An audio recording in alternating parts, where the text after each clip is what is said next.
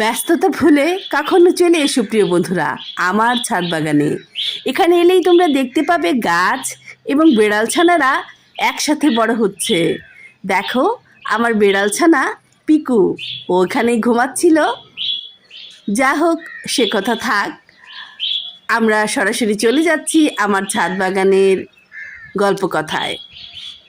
আমরা এই জন্য বলছি, আমার একজন বিশেষ বন্ধু আজকে আমাকে সহযোগিতা করছে আমার ছাদ বাগানের ফসল উত্তোলনে। এবছরের শেষ সময়ের ফসল উত্তোলন করা হচ্ছে, কিংবা বলতে পারো সংগ্রহ করা হচ্ছে।